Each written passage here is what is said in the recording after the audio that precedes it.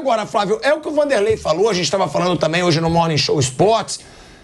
É a maior vergonha da história do brasileiro o que o Botafogo conseguiu fazer. O Botafogo, se já falam no Rio de Janeiro que tem coisas que só acontecem com o Botafogo, agora então, dizem que você enterra um sapo, né, em algum lugar. Devem ter enterrado um elefante lá no estádio, no CT do Botafogo. Não dá pra entender o que acontece com o Botafogo. Os torcedores do Botafogo entendem. Flávio, 15 pontos. 15 pontos. Com 15 pontos, o Stepan Ercecian, eu falei ontem, deu uma entrevista pro Zé Carlos Araújo, falou assim, é melhor esperar. Ele falou, que é isso, pô? Eram 13 na época, o que é isso? 13 pontos. Eu falei pra vocês aqui. Não, o Stepan falando pro Zé Carlos Araújo, ele fala assim, não, mas 13 pontos? Sim, mas o Botafogo pode perder 4 jogos. Ele falou, mas os outros também vão perder. Ele falou, você não conhece o Botafogo. O Stepan, ou seja, aquela história do que ninguém conhece, que ama o Botafogo, é um dos maiores torcedores do Botafogo. E ele fala que tem coisa que só acontece com o Botafogo. E esse ano, 2 coisas extraordinárias. 2. Primeiro, o que ele fez no primeiro turno. Tem coisas que só acontecem com o Botafogo. O time vem da segunda divisão, monta um time aí com um jogador mais antigo, um jogador forte, de velocidade. Ou seja, bem aquela coisa de vamos fazer um time pra gente se segurar, jogador experiente e tal. De repente dispara, 15 pontos de vantagem. Tem coisas que só acontecem com o Botafogo, isso aconteceu. E aí, ele começa a perder de uma maneira absurda como ninguém perdeu antes. Tem coisas que só acontecem com o Botafogo. E aí ele foi parar num lugar ótimo para aquilo que se esperava quando começou o campeonato. Se fosse o contrário, Botafogo tivesse feito esse vexame no primeiro turno e a arrancada que ele deu no primeiro agora seria maravilhoso. Mas aconteceram 2 coisas absurdas. O que ele fez no primeiro turno e o que ele fez no segundo. E aqui o Mauro, quando ele citou, estava lembrando de uma situação. Quando o Corinthians deu aquela arrancada no primeiro turno lá atrás, 2018, Mauro, o time do Carilli? 17. Quando ele dá essa arrancada, o Carilli estava começando como técnico, né? Era a segunda vez que tinha trabalhado um pouquinho no Corinthians e depois da segunda vez. E a gente conversava muito. E ele falava assim, cara, tá dando tudo certo, mas eu preciso me cobrir. Ele sempre teve muita consciência da limitação no Corinthians. Falei, ficar esperto com isso aqui, porque... né? Tá muito, tudo que eu faço tá dando certo. Tudo que a gente tá fazendo tá dando certo. Então ele teve sempre muita consciência de que em algum momento a coisa não ia ser do mesmo jeito. Ele sabia disso. O Corinthians se preparou para começar a perder. Sabia que o que estava acontecendo era uma anomalia. Ou se preparou para ser mais normal. Parece que o Botafogo não teve esse cuidado, né? Os jogadores não tiveram, ou não teve um técnico com competência para fazer esse tipo de leitura. O cara, ele, embora fosse um jovem, na época, ele teve essa leitura. Ele devia estar conversando com o jogador, ó, gente, isso aqui está fora do padrão. Não é isso que vai acontecer no segundo turno. Vão encostar, nós vamos ter problema.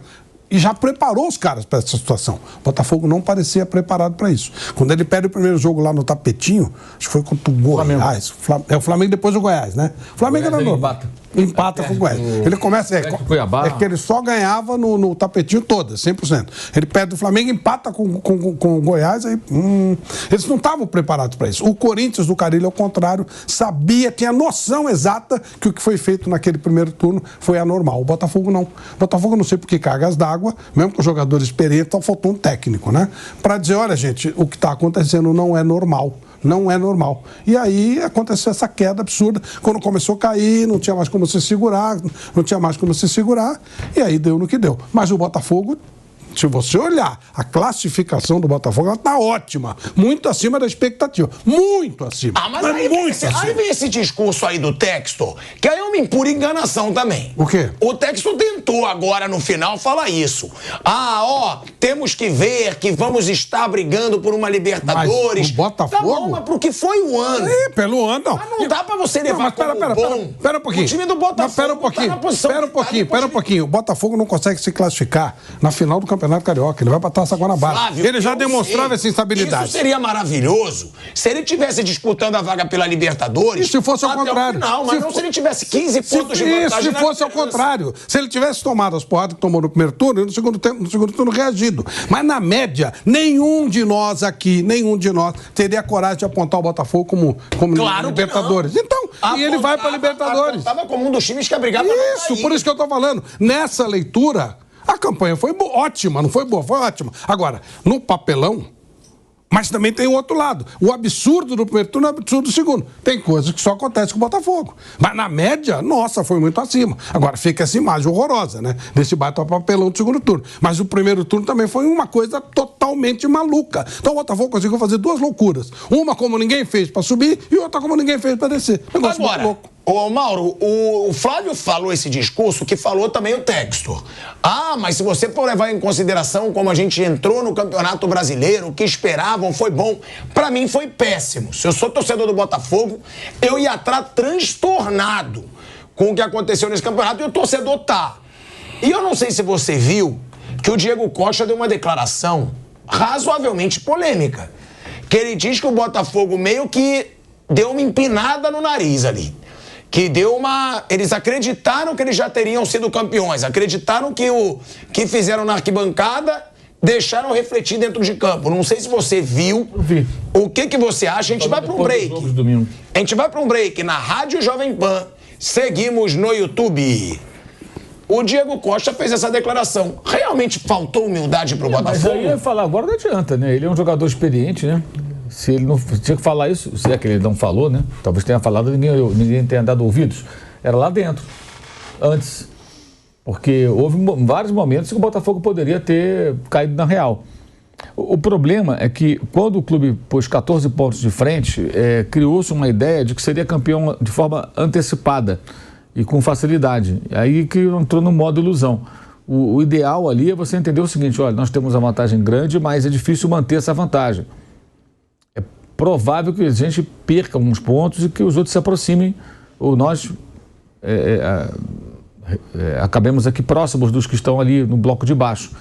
Temos que saber administrar essa pontuação, jogo após jogo, com uma estratégia inteligente. O Botafogo entrou numa vibe totalmente equivocada, as coisas já não estavam mais dando tão certo, encontraram no técnico um vilão, não era culpa dele apenas, ele tinha ali a sua parcela de responsabilidade, mandaram embora, e aí vem um grande erro. Eu fico imaginando isso se fosse no Flamengo, o que a gente não estaria falando, né? Mas foi no Botafogo. Uma coisa bizarra. Nem no Flamengo aconteceu isso. Os jogadores não querem fulano, então vamos colocar Beltrano como técnico. Isso aí nem no Flamengo aconteceu. Eles já foram responsáveis com más atuações pelas quedas de treinadores. Mas essa escolha, isso é um negócio que eu não vejo há muito tempo no futebol.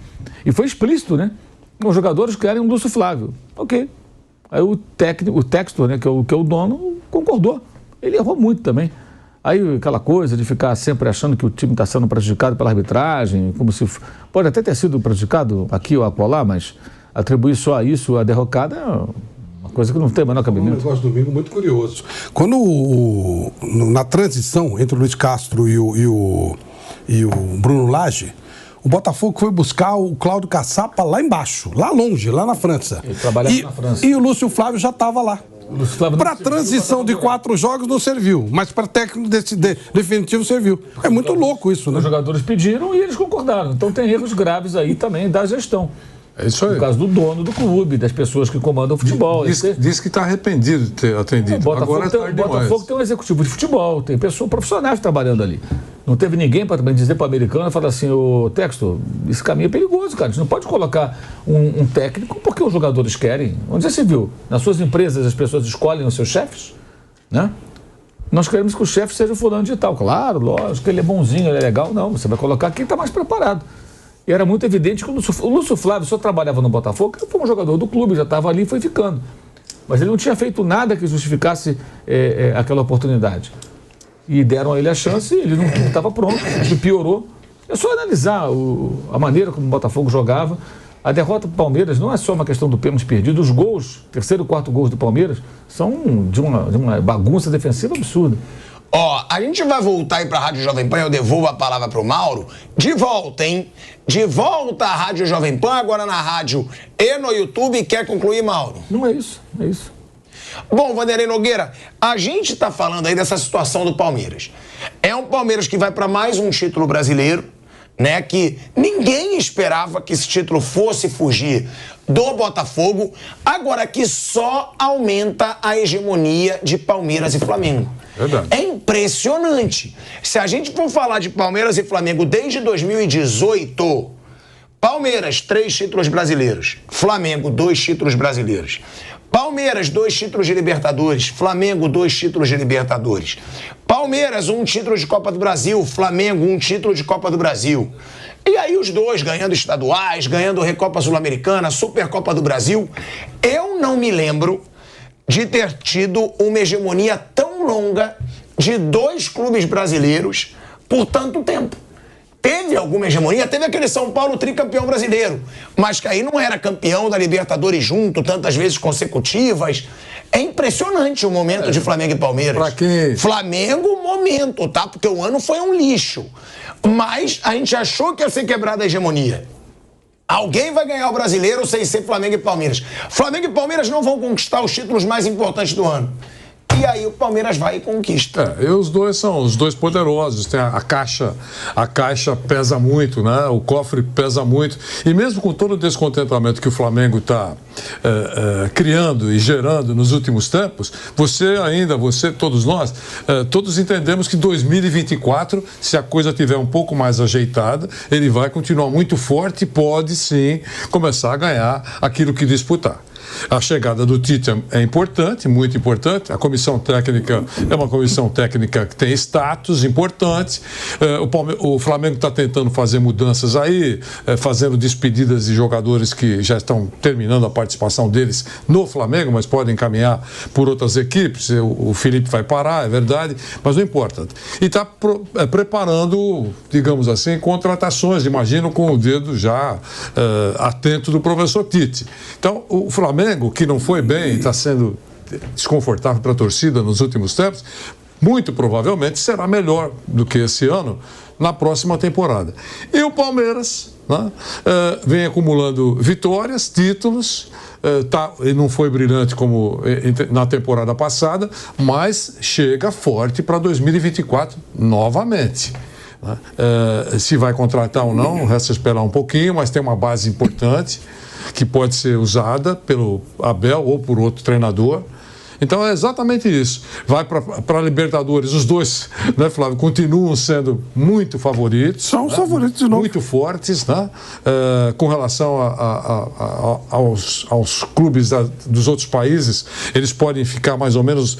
A gente já tem sentido isso, quase que no mesmo patamar de outros clubes brasileiros. Mas sempre ressaltando que Flamengo e Palmeiras são superiores a todas as outras equipes que participam da Libertadores. Vai dar zebra? Isso a gente não sabe, mas eles chegam fortes, muito fortes.